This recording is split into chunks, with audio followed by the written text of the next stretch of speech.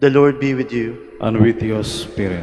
A reading from the Holy Gospel according to Luke. Glory to you, O Lord. Jesus said to the people in the synagogue at Nazareth, Amen, I say to you, no prophet is accepted in his own native place. Indeed, I tell you, there were many widows in Israel in the days of Elijah, when the sky was closed for 3.5 years, and a severe famine spread over the entire land. It was to none of this that Elijah was sent, but only to a widow in Zarephath in the land of Sidon. Again, there were many lepers in Israel during the time of Elisha the prophet, yet not one of them was cleansed, but only Naaman the Syrian. When the people in the synagogue heard this, they were all filled with fury. They rose up, drove him out of the town, and led him to the brow of the hill on which their town had been built, to hurl him down headlong. But he passed through the midst of them and went away. The Gospel of the Lord. Praise to you, Lord Jesus Christ. Please be seated.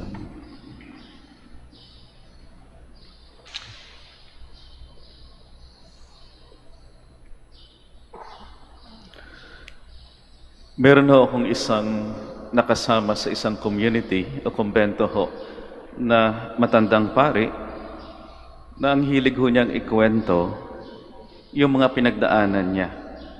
No, ganun ho siguro kapag tumatanda na, ikinukwento mo yung mga pinagdaanan mo. So palagi ho niyang kinukwento yung mga pinagdaanan niya. Lalong-lalo na yung mga masasakit, masasaklap, mahihirap na pinagdaanan ho niya. At naintindihan ho naman namin siya. Dahil mahirap nga yung panahon nila, kaya mahirap yung pinagdaanan nila. At paulit-ulit ho siya, si Father, paulit-ulit ho siya sa kanyang kwento. Lalong-lalo na yung mga pagkakataon, yung nakaraan, na feeling ho niya ay iniwan siya na makasama niya sa trabaho at mag-isa ho niyang hinarap at inayos yung isang malaking problema. Ganun ho palagi yung eksena namin kapag kasama namin yung paring yun. Kaya minsan, biniro ko siya.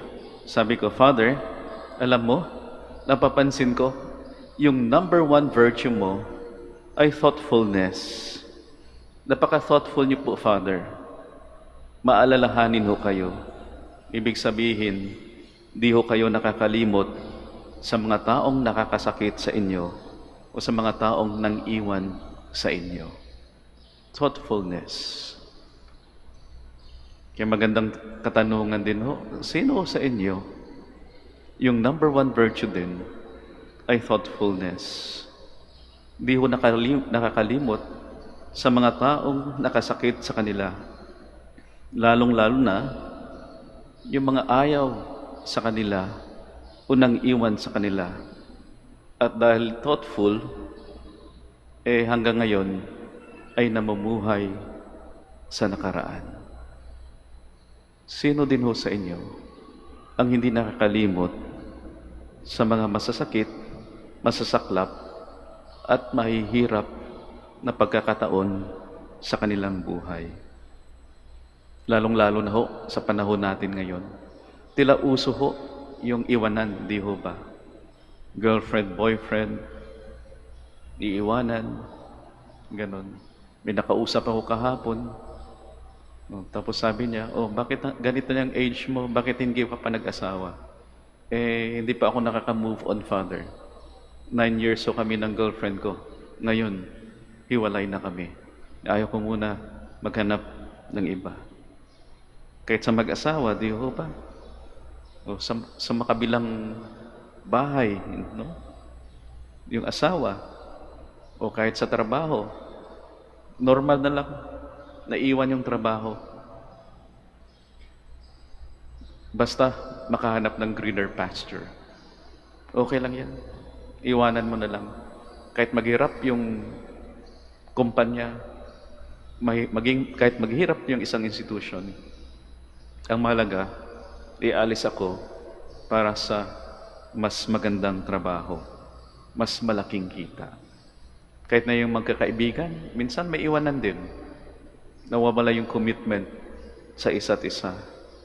Kahit na nga ho yung magkakapatid, minsan mas kasama palagi yung mga kaibigan o yung katropa.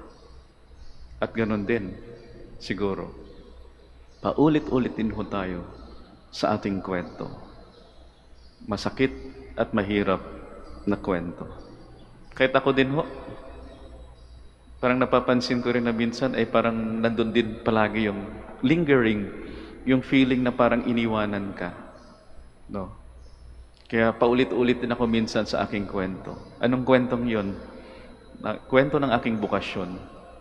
Kasi nung nagsisimula kami sa seminary, 16 ho kami. Nung nag-novitiate ho kami, after 3 years, 10 na lang. Nag-profeso kami, lumipat sa Santo Domingo, galing ho dito sa Manawag, 7 na lang. Nag-graduate sa philosophy, 5 na lang ho. Pumasok sa theology sa UST, 3 na lang ho kami naiwan. Nung nag-solemn professed hanggang ma-ordain, mag-isa na lang ho ako. Survivor ako sa aming batch. Na minsan, iniisip ko, ayaw ba nila sa akin?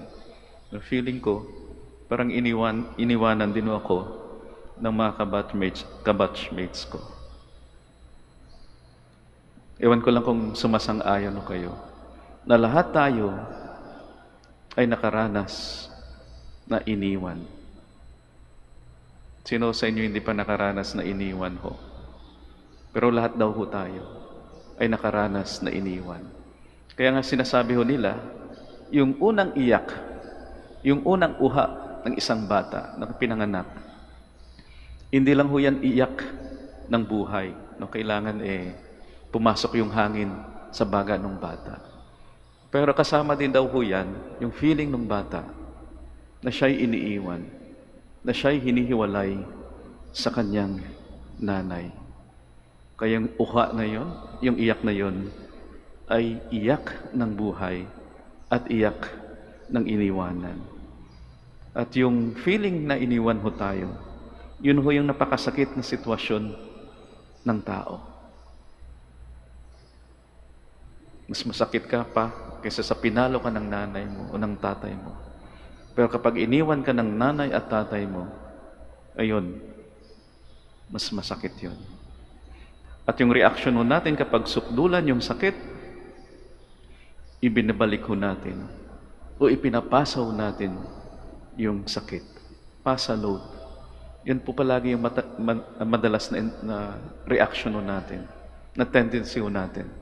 Kapag nasaktan ho tayo at mukhang hindi na natin kayang dalhin yung sakit, pinapasa natin sa iba o binabalik natin sa iba. Sinaktan mo ako, sasaktan din kita. Sinaktan mo ako, ipapasa ko sa iba. Yung ating Panginoong Hesus ay nakaranas din ho na siya'y iniwanan. Narinig ho natin sa ating ebanghelyo sa araw na ito. No, ayaw ho sa kanya ng kanyang mga kababayan sa Nazareth. Gusto pa nga ho siya ihulog sa isang bangin. At kahit yung mga alagad niya, iniwanan ho siya. Pero yung dulo ng kwento ng ating Panginoon, kwento ng iniwanan siya, yung sukdulan ng kanyang kwento ay ang krus. At ang krus na yan ay simbolo ng pagpapatawad, ng pakikiisa sa Ama na tapat, kwento ng kaligtasan, kwento ng pag-asa. Na kahit mayroong masaklap na karanasan ho tayo, lalong-lalo na karanasan na tayo'y iniwan at feeling natin na parang tayo nag-iisa, sinasabi ng ating Panginoon, mayroong kaligtasan, mayroong pag-asa. Hindi naman dapat na tayo'y mamuhay sa nakaraan. Meron din ho pa tayong karanasan na tayo'y iniwan. At saan ho umahantong yung kwento natin nung tayo'y iniwan? Walang katapusan pa rin ho ba hanggang sa ngayon? At paulit-ulit pa rin ba tayo sa ating kwento? O naka-move on na ho tayo? Kaya siguro, very cliche, palaging sinasabi sa atin, move on. Pero magandang paalala ho sa atin. Kailangan ho natin mag-move on. At di lang basta move on, kailangan matuto din tayong sinatawag na move up. Ipasa sa Diyos na pumapawi sa mga sakit na nararamdaman natin. Ipasa sa Diyos na di tayo iniiwan.